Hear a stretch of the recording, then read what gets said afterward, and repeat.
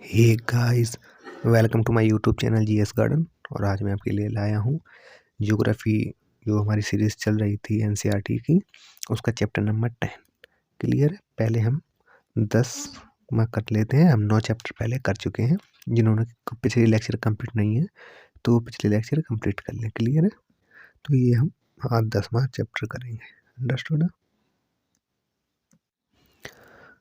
नया नाम पहले कर चुके हैं, आदर्शन करते हैं। ये चैप्टर काफ़ी इंपॉर्टेंट है, मैपिंग के लिए काफ़ी इंपॉर्टेंट हो जाता है। और इसमें जो इन्फॉर्मेशन है वो भी हमारे काम की है। चैप्टर छोटा है पर महत्वपूर्ण है, तो आराम आराम से इसको हम समझते हुए करेंगे। क्लियर है? बढ़ते हैं अपने सोने हीरे का देश दक्षिण अफ्रीका। सोने हीरे का देश क्यों कहते हैं? वो इसलिए कहते हैं क्योंकि यहाँ पर सोना और हीरा मुख्य व्यवसाय है यहाँ के लोगों का। यहाँ पे सोना और हीरा बहुत ज़्यादा सप्लाई होता है, मतलब जितना पूरा वर्ल्ड में होता है उतना के लिए यहाँ पर होता है। अंडरस्टूड है? इसमें आगे समझेंगे। ये सब समझ लीजिए पहले। ये क्या है? अंतरीप क्या होते हैं? भूमि का वह सकरा भाग जो समुद्र में घुसा हो। क्लियर है? अब इसको हम देखें समुद्र में कैसे घुसा हो। मान लो, चलो मैप की सहायता से इसे देखते हैं। ये देखिए, ये समुद्र का, ये भूमि का हिस्सा है। ये क्या है? समुद्र में धंसा हुआ है। देखिए ये वाला हिस्सा, ये हमारा ये भारत है ऐसे। तो इसमें क्या है कि ये समुद्र में हिस्सा धंसा हुआ है, ऐसा क्या बोलेंगे? अंतरीप बोलेंगे। और थोड़ा इसका समझ लेते हैं प्रायद्वीप क्या होते हैं इसी के साथ साथ, क्योंकि इसमें दिया नहीं है तो अलग से ऐड कर दिया है मैंने। स्थल का वह भाग जो तीनों समुद्र से घिरा हो प्रायद्वीप कहलाता है। आप समझिए, एक ये साइड हो गई, एक ये साइड हो गई, एक ये साइड हो गई। क्लियर है? तो ये तीनों ओर से घिरा हुआ है समुद्र से, तो ये क्या हो गया? प्रायद्वीप हो गया। ठीक है, प्रायद्वीप हो गया ये हमारा। और अंतरीप क्या होता है? जो समुद्र में जो भूमि का हिस्सा होता है, सकरा हुआ हिस्सा जो घुसा होता है, तो वो अंतरीप होता है। अंडरस्टूड? पतला अंतरीप, पतला हुआ हिस्सा जो भूमि का सच में धंसा हुआ होता है, अंतरीप होता है। अंडरस्टूड? समुद्री जलधारा हम लोगों ने समझ ही ली थी। क्या होता है? समुद्र की महासागर की सतह पर जब जल के एक भाग का प्रवाह निश्चित दिशा में नदी के सामान बहने लगता है। मतलब बहुत बड़ा समुद्र है, समझ लिए ना, महासागर है बहुत सारा। उसका ये क्या होता है? जब जल एक भाग का प्रवाह है, किसी मान लो ये भाग हो गया, क्लियर है, बहुत बड़ा है, इसका एक भाग का प्रवाह है, नदी की दिशा के समान बहने लगे। जिस दिशा में नदी बह रही उसी दिशा में उसी नदी के जैसे बहने लगे, तो वो क्या होता है? समुद्री धारा होती है। अंडरस्टूड? अब अपने चैप्टर में आगे बढ़ते हैं। दक्षिण अफ्रीका प्रायद्वीप सुदूर सुदूर दक्षिण में स्थित है, यह एक बड़ा देश है। अब ये सुदूर दक्षिण क्या होता है? सुदूर का मतलब डीप। अब इसे समझते हैं क्या होता है। ये देखिए, ये हमारा पूरा ये अफ्रीका महाद्वीप है, और इसमें जो साउथ अफ्रीका है, ये देखिए, सुदूर मतलब डीप, ये स्थित है हमारा। अंडरस्टूड है? क्लियर? देख लीजिए, साउथ अफ्रीका। अंडरस्टूड है? सुदूर का मतलब डेप्थ, मतलब डीप में, गहराई तरफ को। अंडरस्टूड? इसका क्षेत्रफल भारत के क्षेत्रफल का लगभग 3/8 भाग है। तो ये याद रखने की जरूरत नहीं है, बस समझ लीजिए कितना भारत के क्षेत्रफल का। लेकिन इसकी जनसंख्या बहुत कम है, जनसंख्या बहुत कम है। यहाँ खनिज संपदा के लिए संसार में प्रसिद्ध है। खनिज संपदा में सोना से हीरा सब विशेष रूप से उल्लेखनीय है, इसलिए सोने हीरे का देश कहते हैं। अंडरस्टूड? मानचित्र में देखो, यह एक ओर से अटलांटिक महासागर से तथा दूसरी ओर से हिंद महासागर से घिरा हुआ है। अंतर्राष्ट्रीय मार्ग की स्थिति महत्वपूर्ण है। देखिए कहाँ पर घिरा हुआ है, मुझे देखते हैं। ये देखिए, अटलांटिक महासागर से यहाँ पे घिरा हुआ है, हिंद महासागर से घिरा हुआ है। क्लियर है? हम यहाँ की भूमि और जलवायु समझ लेते हैं। यहाँ की भूमि कैसी, जलवायु कैसी। लगभग पूरा दक्षिण अफ्रीका एक ऊंचा पठार है जिसका ढलान पश्चिम की ओर है। अफ्रीका है, ये ऊंचा पठार है। पठार क्या होता है? ये समतल भूमि होती है उससे उठा हुआ भाग, पूरा पठार। इसका ये ढलान है, तो ये पश्चिम की ओर अधिक है। क्लियर है? इस साइड की ओर बहुत अधिक ढलान है। और क्लियर है? इसके पूर्व में, इस पठार के पूर्व में किनारे पर डेकेंस वर्ग पर्वतमाला फैली हुई है। ये आपको याद रखना है। इसके जो पूर्व में है, जो पूर्वी पठार है, उस पर कौन सी पर्वतमाला? डेकेंस वर्ग। इसकी पहाड़ियों की लंबाई लगभग 3000 मीटर से अधिक, मतलब इससे अधिक की मैक्सिमम हाइट है। ये ज़्यादातर पहाड़ियाँ इस हाइट की हैं और ऊपर कई कई और ज़्यादा की हैं, कम की भी हैं, मैक्सिमम ये मान के चलते हैं और इससे अधिक भी है। इन पर्वतों में पूर्वी ढाल बहुत तेज है, दक्षिण की ओर ढाल सीढ़ीनुमा है। मतलब ये मान लो ये हो गया हमारा, यहाँ पे समझते हैं। ये है, ये हमारा हो गया मान लो नॉर्थ, साउथ, ईस्ट, वेस्ट। अब ये क्या साउथ की ओर ऐसी सीढ़ीनुमा भूमि है, क्योंकि यहाँ पे और यहाँ पे क्या सीधा एक ढलान सा बना हुआ है। अंडरस्टूड? तो ये कहाँ पे, यहाँ पर ढाल है और यहाँ पर जो भूमि है सीढ़ीनुमा है। क्लियर है? यहाँ पे ढाल है, यहाँ पर सीढ़ीनुमा है, समझ लेना आप, इस चीज़ को याद रखना।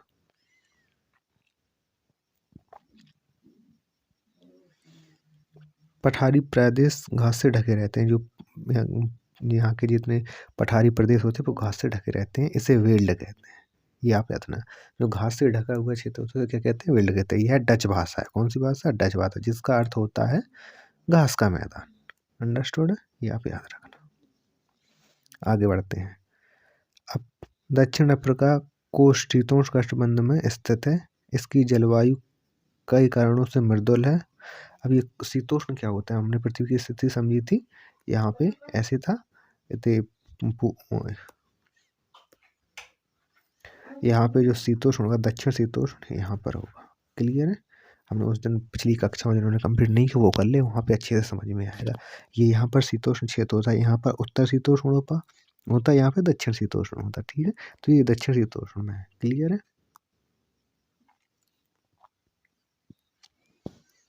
यह तीन और महासागरों से घिरा है। क्लियर है? अभी हमने देखा था एक और महासागर है दक्षिणी अटलांटिक, वहाँ पे पूर्व में पूर्वी अटलांटिक महासागर, दो महासागर हम देख चुके, एक और उसके पूर्व में। अंडरस्टूड है? पठार की अत्यधिक ऊंचाई यहाँ की जलवायु को शीतल बनाती है।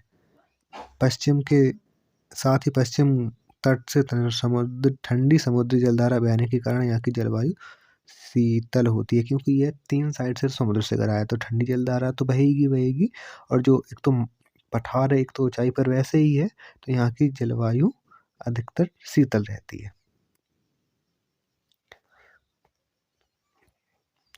ये आप याद रखना। ऑरेंज और वाल नदियाँ डेक्कन बर्फ पर्वत से निकलती हैं। क्लियर है? अभी हम इसको देखेंगे।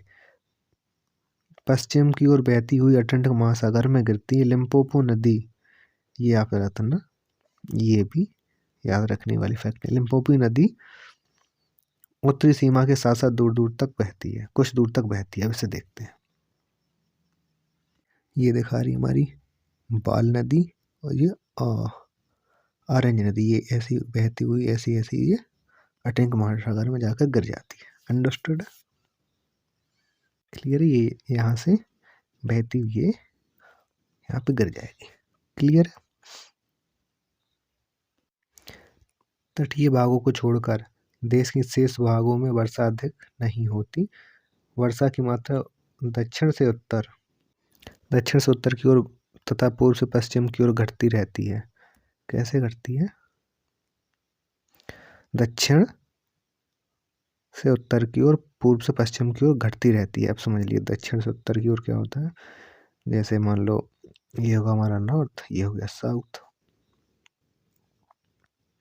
ये हो गया हमारा ईस्ट, ये वेस्ट हो गया। अब दक्षिण से उत्तर की ओर जो मान लो वर्षा यहाँ पर होगी जितनी, पर यहाँ से घटती घटती यहाँ पे कम होगी। क्लियर है? और ये क्या, पूर्व से पश्चिम की ओर, अब यहाँ पर जो वर्षा होगी वो यहाँ पे नहीं होगी, यहाँ पर जितनी होगी उतनी यहाँ पर नहीं होगी। क्लियर है? घटती रहती है। देश के अधिकांश इलाके में वर्षा ग्रीष्म ऋतु में होती है, किंतु दक्षिण तटीय प्रदेश में शीत ऋतु में होती है। जो दक्षिण होता है यहाँ का जो एरिया होगा, यहाँ पर शीत ऋतु यानी कि सर्दियों में वर्षा होगी, और जो अधिकांश भाग होते हैं उसमें गर्मियों में यानी कि ग्रीष्म ऋतु में वर्षा होगी। आई होप इतना अंडरस्टूड होगा।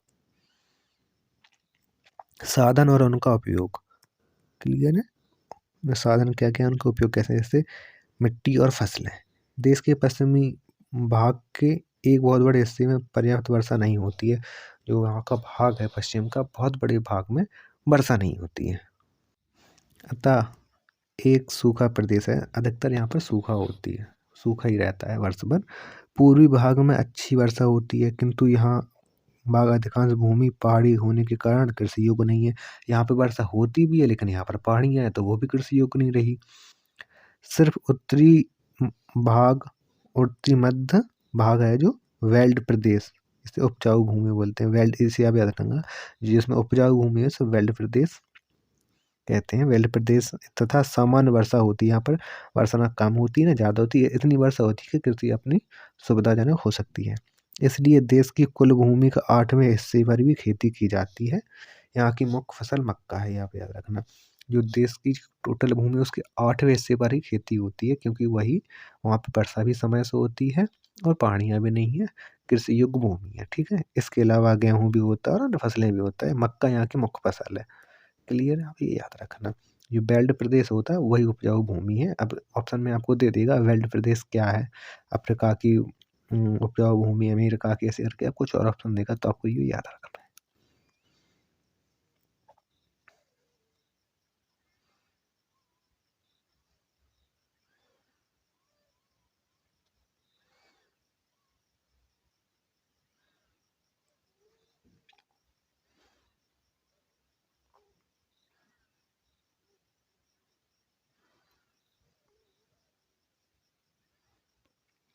अब यहाँ का पशुपालन देख लेते हैं। यहाँ पे पशुपालन कैसा होता है, क्योंकि यहाँ पे कृषि ज़्यादा नहीं होगी तो सीधी सी बात है पशुपालन होगा, ठीक है। दक्षिण अफ्रीका में कृषि की अपेक्षा पशुपालन अधिक महत्व देता है, क्योंकि कृषि तो नहीं पाती तो लोग यहाँ पे खेती करते हैं और पशुपालन भी करते हैं। अधिकतर जो इसे मिश्रित खेती बोलेंगे, खेती और पशुपालन भी, इसे पशुचारण खेती भी कहते हैं। क्लियर है, यहाँ पर खेती भी होती है और पशुओं को भी पाला जाता है। इसमें क्या है, इसमें जैसे भेड़ है, बकरियों का दूध, मांस, ऊन प्राप्त करने के लिए इन्हें पाला जाता है।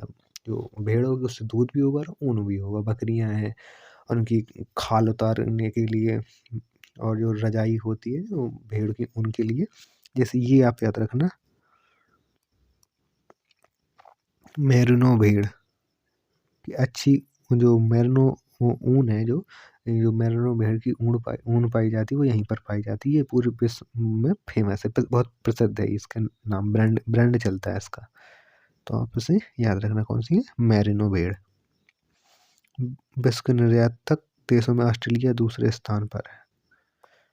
क्लियर है, विश्व में ऊन के निर्यातक में दूसरे स्थान पर है। और ये आप मेरिनो भेड़ याद रखना, जो यहाँ के पूरे वर्ल्ड में फेमस है। इसे मिश्रित कृषि कहते हैं यहाँ पर, क्योंकि कृषि भी होती है और पशुपालन भी होता है, मिश्रित खेती होती है।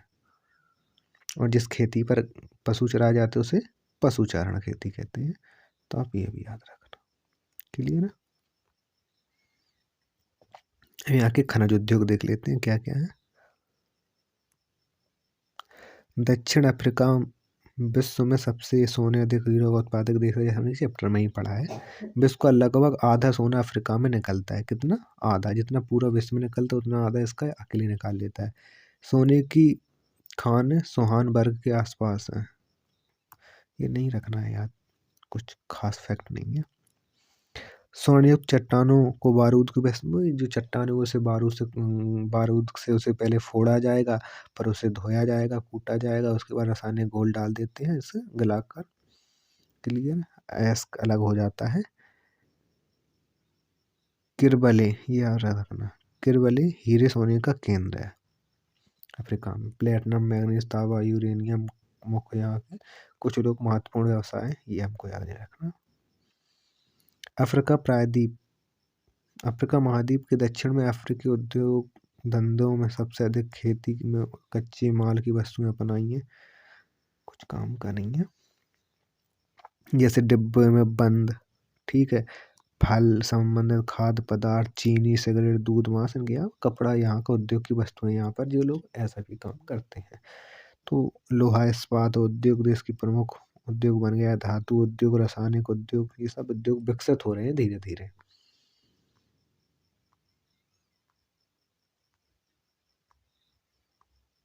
इसे हम थोड़ा समझते हैं। जनसंख्या, तो ये डाटा है, ये 3 करोड़ 10 लाख यहाँ का ये घनत्व है, ये हमेशा चेंज होता रहता है। ये अब 2/3 लोग अश्वेत रहते हैं। अश्वेत की यहाँ पर, इनकी काली लोगों की यहाँ पर बहुत बर्जर कंडीशन है, क्योंकि यहाँ पर उनको काफ़ी, जो हमारे यहाँ जैसे दलित समुदाय हो गया, फिर भी यहाँ पे हमारे यहाँ दलित समुदाय की बहुत अच्छी कंडीशन है, वहाँ पर तो बहुत ही बुरा है हाल।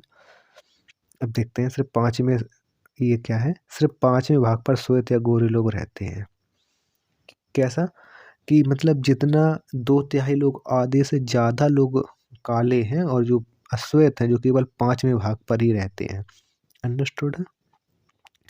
सरकार संचालन नहीं पा रहे, इतने कम है फिर भी वह सरकार चलाते हैं, संख्या कम होने के बावजूद भी। क्लियर है?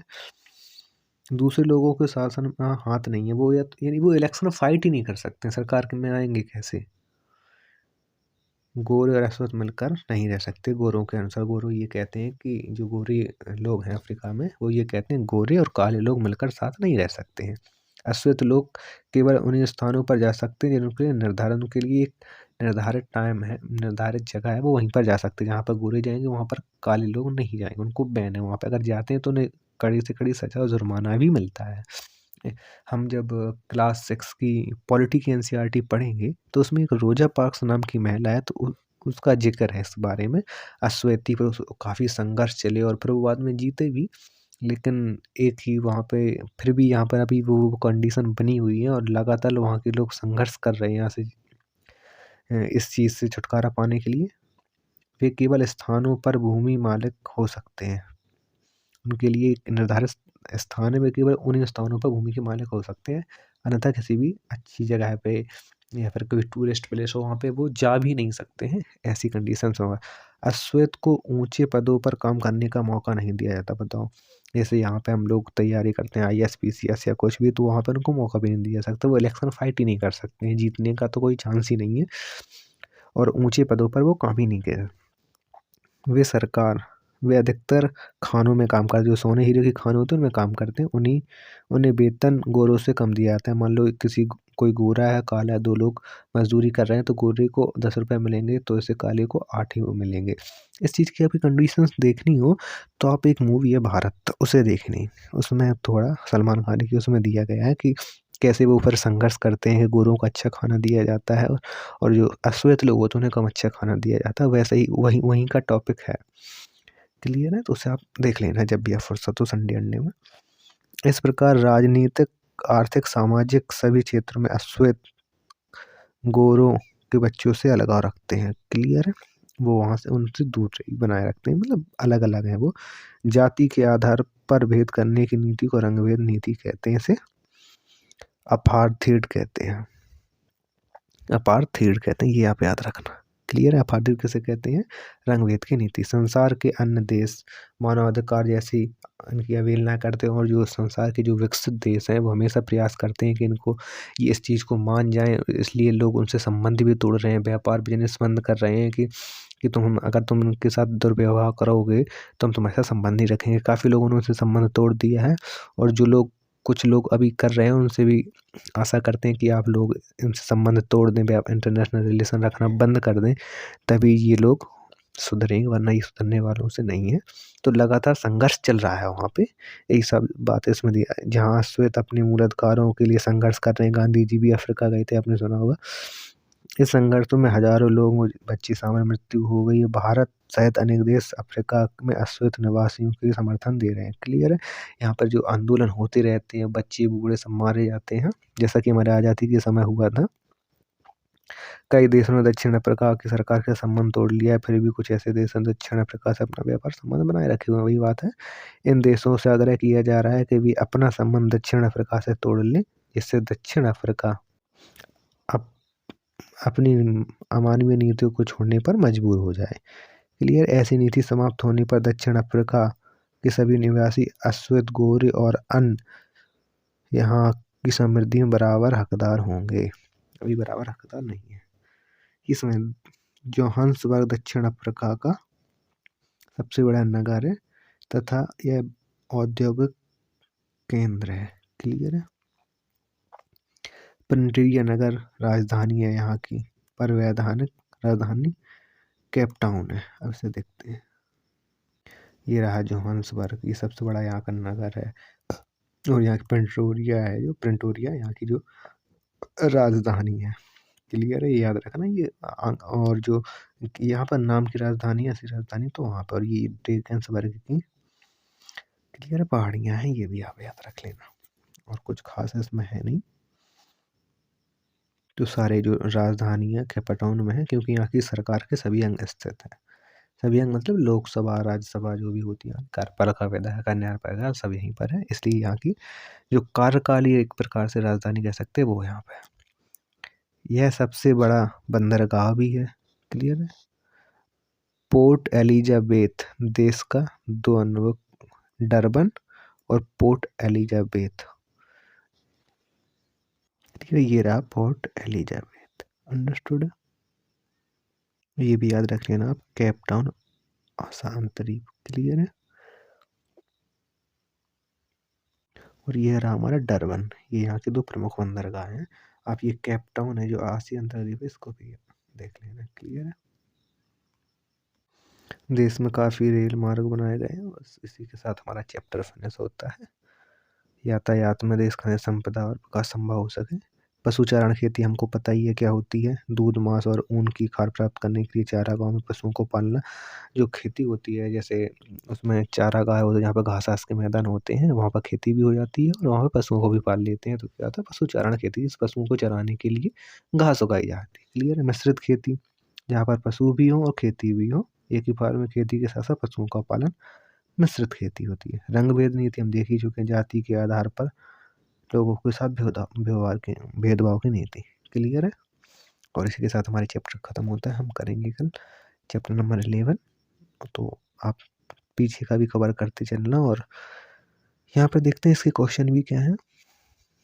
दक्षिण प्रकार प्रमुख पर्वत श्रेणी हमने देखी, वो करना है। बेल्ट क्या है, हमें घास के मैदान। दक्षिण अफ्रीका को मृदुल, क्योंकि वहाँ से तीन साइड से जो महासागरों से घिरा हुआ है, तो फिर वहाँ पे ठंडी हवाएं चलती रहती है, इसलिए मृदुल है। मिश्रित खेती क्या होता है, रंगभेद नीति क्या है, ये देखिएगा। आर्थो अपार्थीड, अब ये मैच करना। क्लियर है। राजधानी कहाँ है, कैपाटाउन। अब आप ये खुद से कर लेना। अंडरस्टूड।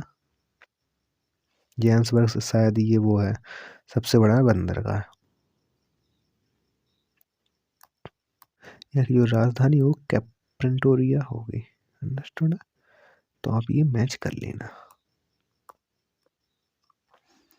सारा चैप्टर कंप्लीट हो जाएगा तो अपने आप ये हो जाएगा। और इसमें आगे देखते हैं क्या, पशु चारण से क्या तात्पर्य है, ये हमने देखा ही है। क्योंकि जो घास होता है वहाँ पे पशु चराए जाते हैं। दक्षिण अफ्रीका में प्रमुख खनिज सोना और ये निकालने का शुद्ध वही पहले उसे फोड़ा जाता है और फिर उसे रासायनिक वो मिलाया जाता है, उसकी धुलाई कुटाई होती है। दक्षिण अफ्रीका कृषि का महत्व क्यों है, क्योंकि यहाँ पे जो पहाड़ियाँ हैं ऊंची नीचे हैं, और कहीं पर बारिश अधिक होती है, कहीं पर कम होती है। जहाँ पर होती है वहाँ पर सीढ़ी नुमा भूमि है। अंडरस्टूड।